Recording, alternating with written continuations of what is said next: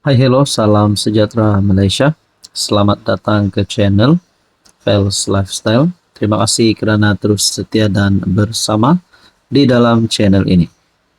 Saudara-saudara, sebelum ini kita pernah dengar ada gesaan terhadap Anwar untuk letak jawatan. Ada yang kata PM tidak sesuai untuk meneruskan jawatannya. Anwar tidak sesuai untuk jadi Perdana Menteri. Dan yang baru-baru ini, tambahan lagi ada gesaan untuk Anwar letak jawatan adalah berkaitan dengan titah edendum untuk Najib Razak sebagai tahanan di rumah. Berkaitan dengan ini, satu tulisan yang saya kongsikan kepada anda, Syahabuddin Husin bertarik 8 Januari. Ketidaktelusan yang memakan diri, letak jawatan adalah jawapannya menurut Syahabuddin. Kalau kita lihat perjuangan Anwar selama ini, antara yang kerap dilaungkannya kepada rakyat ialah menjanjikan ketelusan. Berdasarkan maklumat Wikipedia, ketelusan bermaksud keterbukaan dalam menyampaikan sesuatu maklumat sebelum dapat jadi Perdana Menteri. Macam-macam isu ketidaktelusan kerajaan dibangkit dan diserangnya. Lalu kita sebagai rakyat pun percaya inilah pemimpin dambaan rakyat yang boleh meletakkan ketulusan di tahap paling tinggi bila menjadi PM. Tetapi dalam isu titah edendum, terbukti ketulusan itu hanya sekadar sembang kari. Apa yang berlaku dalam isu titah edendum setelah Mahkamah Rayuan mengesahkan kewujudannya dan berikutan dengannya kerajaan Madani serta Anwar berterusan diserang tanpa henti. Semua berpunca daripada kerana tiada ketelusan. Yang dibuat tidak telus atau disorok dan disembunyikan itu pula bukan permintaan atau surat atau dokumen daripada rakyat biasa, tapi titah raja. Lebih daripada itu, raja yang mengeluarkan titah edendum atau titah lampiran itu masih merupakan yang di-Pertuan Agong ketika itu. Kalau Anwar dan kerajaan Madani bersikap telus daripada awal, kekalutan yang berlaku hari ini pasti tidak berlaku. Di dalam kenyataan melalui Syahabuddin Husin, apabila Mahkamah Rayuan memutuskan titah itu wujud, disertai dengan sepucuk surat daripada Sultan Pahang atau Agong ke-16 yang mengesahkan kewujudannya, sebenarnya tiada apa yang perlu dipertikaikan lagi daripada segi kesahihannya. Titah edendum itu terbukti sah, sahih dan benar-benar wujud. Dalam hal ini, pihak yang harus bertanggung jawab tidak lain mestilah Anwar selaku Perdana Menteri. Janganlah pihak pentaksub beliau cuba mengalih tiang gol, kononnya yang salah bukan Anwar, tetapi peguam negara. Kalau perkara ini berlaku di zaman orang lain jadi Perdana Menteri dan Anwar jadi Ketua Pembangkang, pasti ketika ini beliaulah yang paling dulu dan di depan mendesak Perdana Menteri meletakkan jawatan. Dengan itu desakan yang semakin bergema sekarang agar Anwar meletakkan jawatan dan mengambil tanggungjawab adalah sesuatu yang tepat. Tiada pilihan lain sekarang buat Anwar selain harus meletakkan jawatan dalam kadar segera. Lagipun imej kerajaan dalam isu titah edendum ini sudah hancur di mata rakyat.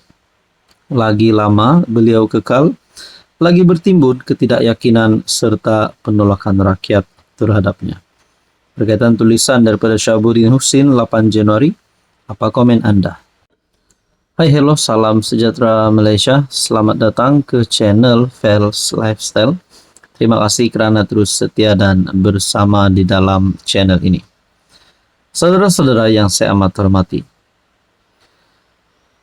Di saat usia Tun Mahathir yang sudah masuk tahun ke-100, umur ataupun usia Mahathir. Ini satu pengakuan Tun Mahathir.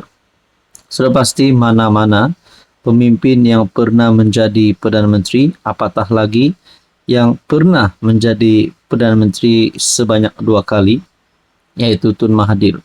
Sudah pasti banyak cabaran, banyak pengalaman, dan banyak situasi yang dialami Tun. Tapi ini satu pengakuan Tun Mahathir yang pasti mengejutkan ramai.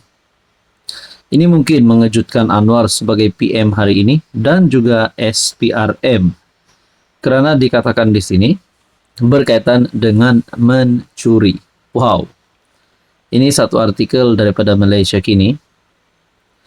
Dalam kenyataan, Dr. Mahathir, anak Paklah beritahu anak saya, kini giliran kami mencuri. Nah, adakah dengan ini Mahathir serta anak Mahathir dan kroni Mahathir ketika menjadi kerajaan, menjadi pemimpin dulu, berkuasa, kerja mereka selain mentadbir negara, mereka juga mencuri? Itu persoalan yang pertama dan yang seterusnya. Kenapa disebut di sini anak Paklah, yaitu bekas Perdana Menteri? Dalam artikel daripada Malaysia Kini, bertarik 10 Januari, Dr. Mahathir mendedahkan perbualan yang didakwanya pernah berlaku antara anaknya dan anak Abdullah Ahmad Badawi yang menyebut anak Perdana Menteri kelima negara itu dikatakan menyatakan niat untuk menggunakan kedudukan bapaknya bagi mengaut kekayaan. Tanpa menyebut sebarang nama secara khusus, bekas Perdana Menteri itu mengaku dia terkejut dengan pendedahan tersebut. Mereka, pengganti saya, percaya bahawa semasa saya menjadi PM, saya menyalahgunakan kuasa dan korup. Anak Abdullah beritahu anak saya, giliran awak sebelum ini, sekarang giliran kami. Giliran untuk apa? Untuk mencuri wang. Saya terkejut, katanya. Mahathir meluahkan rasa kesal bahawa pemimpin-pemimpin tersebut lebih memandang kedudukan Perdana Menteri sebagai peluang untuk mengaut kekayaan, bukannya untuk memimpin dan membangunkan negara. Ketika itu, saya kesal kerana meletakkan jawatan sebagai PM pada 2003 tambahnya. Jadi saudara-saudara yang saya amat hormati, tuan-tuan dan puan-puan, adakah dengan ini Mahathir dan juga Paklah serta anak-anak mereka ini berisiko untuk disiasat, dan kalau mereka benar-benar bersalah, adakah penjara adalah jawapannya? Nah, saudara-saudara, dalam tulisan ini juga berkongsi kekecewaan terhadap Najib, ahli politik veteran yang bakal menyambut ulang tahun kelahirannya yang ke-100 tahun itu, berkata dia pada mulanya gembira apabila Najib menggantikan Abdullah pada 2009. Mahathir yang berperanan penting dalam kempen menumbangkan Abdullah selepas prestasi buruk BN dalam PRU 2008.